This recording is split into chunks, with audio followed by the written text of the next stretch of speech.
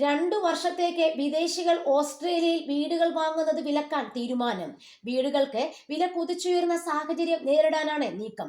ഉന്നത വിദ്യാഭ്യാസത്തിനായി ഓസ്ട്രേലിയയിലേക്ക് പോകുകയും പിന്നീട് അവിടെ സ്ഥിര താമസമാക്കുകയും ചെയ്യുന്ന വലിയൊരു വിഭാഗം ഇന്ത്യക്കാരെ ഈ നീക്കം ബാധിക്കാൻ സാധ്യതയുണ്ടെന്നാണ് വിലയിരുത്തൽ.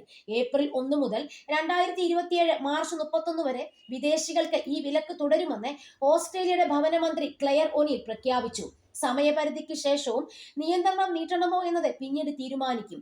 ഈ വർഷാവസാനം ഓസ്ട്രേലിയയിൽ തെരഞ്ഞെടുപ്പ് നടക്കാനിരിക്കെയാണ് സർക്കാരിന്റെ നിർണായക നീക്കം.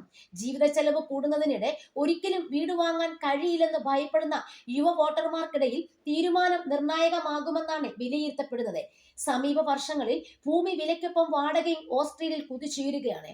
സിഡ്നിയിൽ കഴിഞ്ഞ 10 വർഷത്തിനിടയിൽ ഭവനമൂല്യം ഏകദേശം 70% ഉയർന്നു.